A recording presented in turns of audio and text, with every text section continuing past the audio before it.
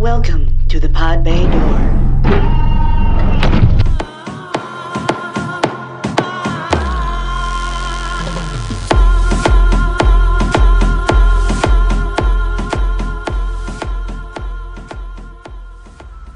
Hello out there in the verse. This is the Pod Bay Door. Please join us every Tuesday for informed discussions on new and upcoming movies, games, and tech.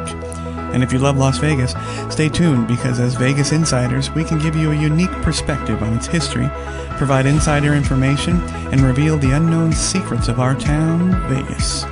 So sit back, relax, and enjoy the ride. We're glad you're with us. And hey, if you get the chance, subscribe to us and give us a review on your favorite podcast platform. Also check in with us on our YouTube channel at the Pod Bay Door Podcast. Pod Bay Door bonus episode. Stay tuned for part 2 of our interview with Chris from Faces and Aces podcast. Now, Chris also, his claim to fame is not being a Vegas visitor. His claim to fame is being a Vegas visitor and then being able to talk about it on his podcast. And you've been a podcaster for how long? A little about 2.5 years. 2.5 years. Yeah. Okay. And you and all the time you were living in LA, right? Yeah. This whole time. Okay. Yeah. Now, was it always a Vegas themed podcast? It always was. Originally started with two friends of mine, Katie and Aaron, and we all enjoyed Vegas together. They are much younger, and so it was kind of different perspectives about the city. Okay. At a certain point, Katie and Aaron just kind of, and they're married, and they just kind of didn't necessarily have the passion for podcasting that I did. And so they're married, all the passion's gone. And I heard them now. They are the individuals I heard. I listened to one of your segments, and they were talking about the marathon at Disneyland. It was hysterical because if you didn't know they were married, you knew it right then. Yeah, fantastic. Bickering. That's right. Good television, Chris. Yeah, Aaron's a good guy. Katie's a good person, and I like them, and we still hang out. Right. But yeah, I just decided to move the show on, continue the show, and tried to find some kind of format. And for roughly about half a year, we've played with different ideas until we finally settled on an idea that seemed to work. Right. Yeah. Right. Now your format is interview based, basically. I mean, you seek out Vegas individuals like myself, or cab drivers, or dancers, and things like that. Yeah. Will you reinstitute a co-host or someone that's constant?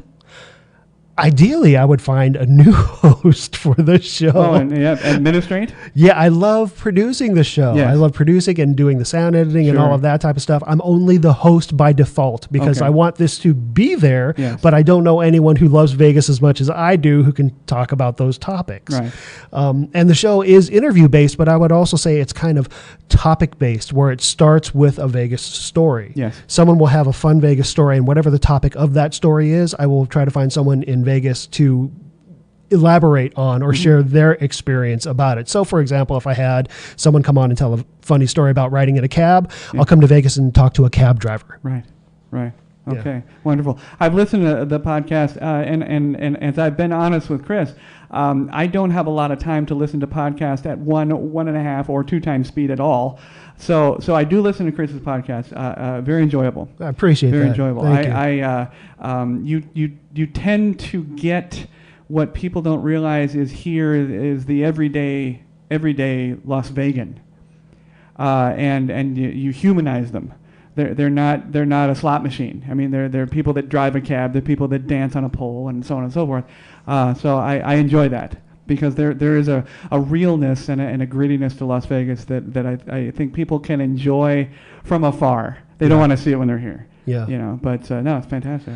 I mean, it's a lot like Disneyland. When you go there and the people working there are playing characters there for your enjoyment, and it's very easy to lose sight of that these are people who have homes and lives and other interests. Right. And I think people come here when you expand that to a huge thing like Las Vegas. Sure. The people working are there for to make sure that you have a good time. Yeah. And sometimes people will take that for granted and forget that these are people living and working in the city. And so one of the goals of the podcast is to peel that back and let people know that these are real, living, breathing, bleeding people. Yeah. And we want them to come here and enjoy the city, but also be respectful in the city. I've heard so many stories about, well, yeah, all these people come here and they leave the mess behind, and they leave their humanity at McCarran. It's terrible. Yeah, it's terrible sometimes. Not all, but I've seen some things. Yeah. Now, podcasting growth. 2.5 years, you've seen a major change in podcasting as far as the world of podcasting. Sure. Do you think it's growing at a healthy speed? I think it is, although I've heard recently that it's slowing down a little bit. I think I looked it up, and it said iTunes says it has about 300,000 podcasts in its roster at this point. 11% growth over last year. I think it's growing. I think it'll continue to grow, but maybe at a slightly slower speed. Now, do you think the majority of podcasts are just hobbyists? Or do you think that's changing now? Because we're in the corporate eye now. Podcasting, the revenue is there clearly. Joe Rogan's and Adam Carolla's, and the major players. But do you think that podcasting is still that sort of grassroots hobbyist? I think a majority of podcasters are hobbyists. If you look at the 300,000 people who are doing it, I'd probably say 95% are hobbyists. Right. However, the 5% of the people who either have corporate backing or some sort of come to it with already a certain amount of fame, I think they're the ones who are gobbling up most of the revenue. True. Yeah. True. Now, you had brought up something to me, and I found it very interesting. I did some research on it, and I still find it interesting. I find it more interesting now. Yeah. Is podcast networks. Now, of course, we will leave the NPRs aside. I mean, if you look at iTunes, of course, they're new and noteworthy is 50% NPR based, but that's what we mean by networks. Are you still have a positive outlook on network formation and putting together a ring of podcasts for mutual benefit? Oh, for sure. Yeah, definitely. Okay. I have a very positive attitude about it. I think the reasons for doing it, there are a number of reasons for doing it. Sometimes you want to group together with a bunch of your friends who are also doing podcasts and create a network together. Right. Sometimes it's for the benefit of revenue to increase the audience size, and you could pitch the network as opposed to an individual podcast to an advertiser. So there's a bunch of reasons for doing it, but I think I don't really see any downsides to it. Now, do you think Las Vegas themed, I'm not going to say based, because we've had this discussion. There's a lot of podcasters out there, including yourself, although, again, you're an honorable a visitor. I try to be. Yes. But there's a lot of podcasters that don't live here. However, Vegas-themed network, do you think that's even possible? Oh, it's definitely viable. Yeah. You think so? For sure. I mean, the great thing about podcasting is if you imagine it, you can do it. And so if it's a matter of you and I sitting here on mic right now saying, hey, let's make a network, and you agree to it, done. Okay, a network has been created. Now we just need a domain name. Yes. So it's that simple. Yeah. Now, network. Now, when I say network, and when I say most of the things regarding podcasts, I'm talking. My eye is to revenue. So I'm not a hobbyist. My eye is to a shared beneficial revenue to the network. And so, do you think that's possible? Yes. Yeah. Yeah. Even with pulling now, my podcast is approaching a year. You're 2.5 years. There are individuals that have been much longer, obviously, that are already out there revenue based. Yeah. And do you think they would be interested? They would be interested. Would they be jump on board, or would they? Podcast revenue based? Yeah, networks. Specifically Vegas podcasts? Yeah. I think they would be less inclined to join because they've already created their own bubble, and so they're already making money. And so for them, joining a network would mean sharing what they've spent hard time building. Yeah. And I respect that because it's a business. So why would they? Even though the other podcasts though could bring them untapped markets, untapped regions. See, I think they'd be cutting their nose off to spite their face. Not necessarily, because a lot of the podcasts that have been around for 5, 6, 7 years, the Vegas podcasts, they have built it. And if anything, podcasts like ours are leeching from their audience. Okay. I think they were let's stop mincing words. Specifically, I'm thinking 500 by Midnight. They're the ones who have been around the longest outside of Vegas. Right.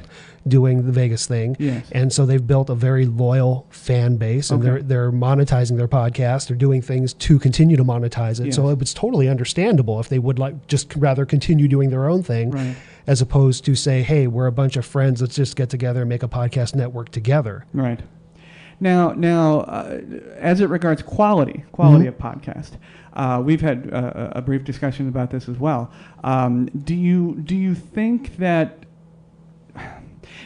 listeners are going to demand more of a journalistic nature to them, accuracy, specifically?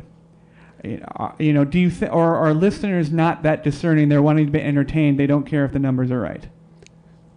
I guess it really depends on what accurate about what specifically. When I say journalistic standards, I mean, you know, Fox News aside, and all the other news aside, what I mean is that there's a code of conduct and an effort to be accurate. If you're not accurate, you know, I'm the first to admit that, you know, fact check me, fine, I'll say it on air. Right. But what I mean is that I don't like the movement of citizen journalism. Joe Rogan recently said that, why not? The news sucks so bad, why not? Well, why not is very simply because there's no basis for oversight. They're just going to say whatever they say, you know? And the people like the Hollywood stuff right now and the senator that supposedly molested people. Well, it's alleged. Right. And they've already crucified him on Twitter. It's done. He can never take that back. The bell can't be unrung. That's what I mean. You know, and I understand a lot of podcasts are just two dudes talking. Yeah. And that's fine. You know, that's fine. Talk about movies and talk about stuff.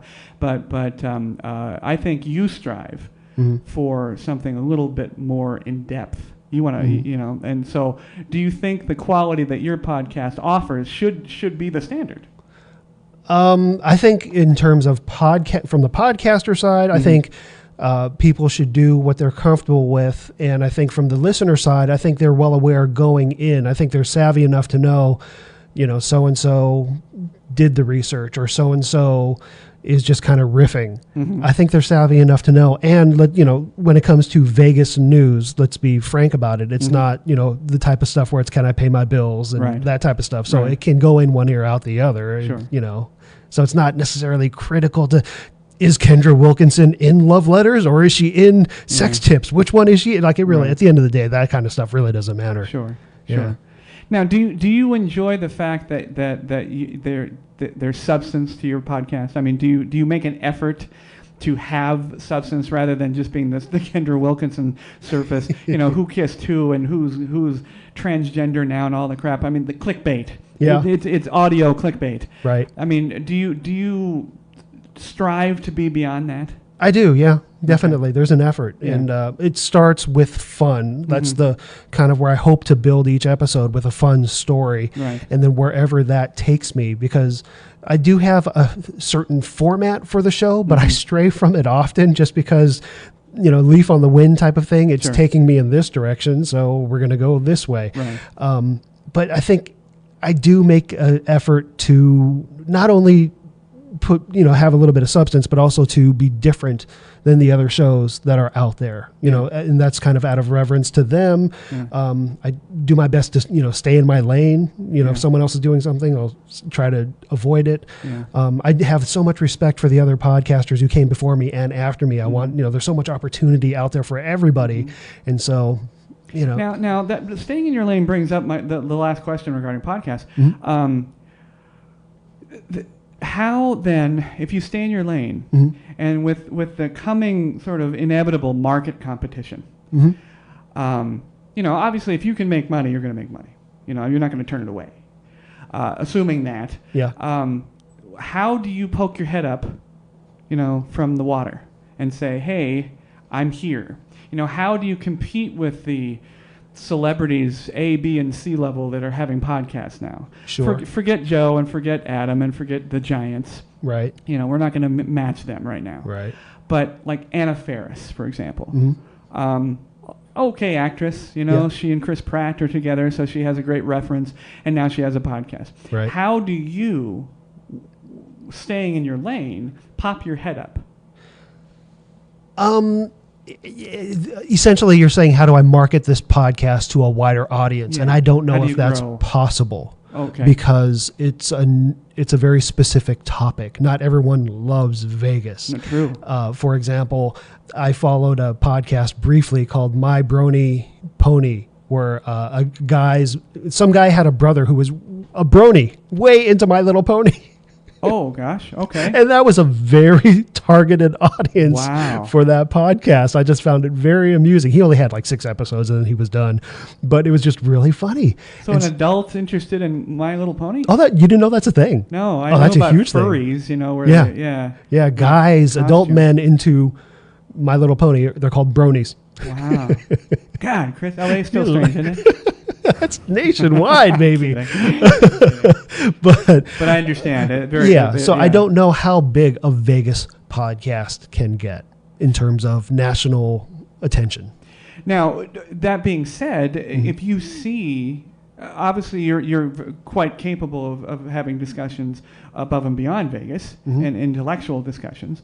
Do you see yourself branching out and making, like my podcast, for example, we talk about Vegas because it's wonderful, but we also talk about other things, because we're involved in so many other different things, the tech industry and the production. Do you see yourself branching out, or are you happy where you are?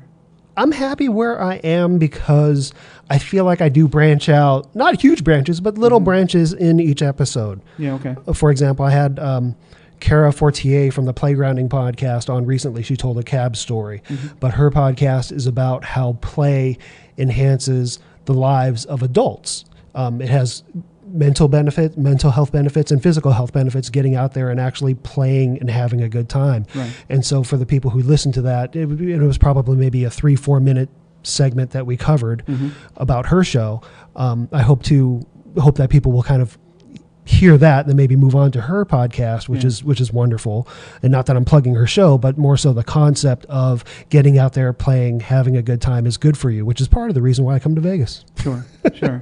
But yeah, so I do take small tangents, and each episode I think had, another one was Kayla Drescher about magician, and we had a small discussion about women in magic and how she actually came forward and says she's been, she's afraid to go to the magic castle alone because of sexual harassment. Some of the men magicians, and this happened way before everything broke with what's his name. Yeah.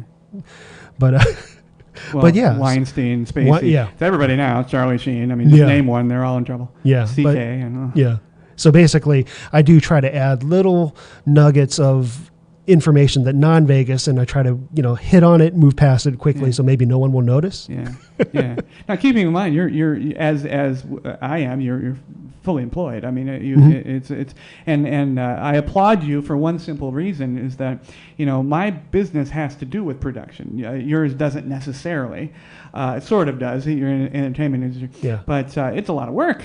Yeah, it's a lot of work. That's why you don't. That's why you want to be the producer instead, and get a. Are you looking for talent now? I'm not necessarily actively looking for talent, but if I happen to see someone or someone approaches me, we'll have a conversation. Right. Yeah. Well, Chris, I appreciate you coming on. It's always a pleasure talking to you. And obviously, when do you go back? You're going back tonight. Going back tonight? Came in this morning. I leave tonight. Yeah. You're just. I'm doing the 12-hour turnaround. Wow. Now, you came here for obviously to be on the podcast, but why did you come originally? Oh, because when I was here 2 weeks ago, I accidentally left some recording equipment in the hotel safe. Oh my God! And so it's currently sitting in the lost and found, and I don't trust them. They found it. Yes, they found it. I have an ID number. Excellent. I don't trust them enough to mail it to me. No. Because of the ridiculousness of tracking it down. Yes. I found them to be somewhat incompetent. Yeah, and the stuffing wouldn't be probably to your liking. Therefore, to get my stuff back, I thought the safest way to do that, and it's not crazy. It's maybe $200-300 worth of equipment, but still, any excuse to get to Vegas. Absolutely. There you go. There you go. But Chris, thank you for being here. And now it's shameless plug time. Oh, okay. Everything you want to say, I'm going to say it first. This is Chris from Faces and Aces podcast. And now you're going to hear Chris tell me everything there is to know about it. .coms, social, speeding ticket numbers, Whatever you want. Hit it, Chris. Okay, well, make sure to use stamps.com and use the promo code Mark Maron. There you go. Because that guy needs more money. That's right. Well, I do a podcast, as we've talked about, called Faces and Aces Las Vegas. You can find it at facesandacesLV.com, and you can find me on Twitter at FacesandAcesLV. And I like interacting with people, so hit me up on Twitter. Fantastic. Well, everything Chris and I talked about, check out the Pod Bay Doors enhanced blog companion, and you'll get, I'll put all the links there. But Chris, thank you very much, and we're out. Thanks to everyone listening and watching. You can catch the Pod Bay Door on the Podbean app or any of your favorite podcast apps, including iTunes, Google Play, TuneIn, and Stitcher Radio. You can watch the show on our YouTube channel at the Pod Bay Door Podcast. Please download, like, and subscribe. Our social connectivity screen is coming up. Check in with us on Facebook, Twitter, and WordPress. The Pod Bay Door is closed and talent is out.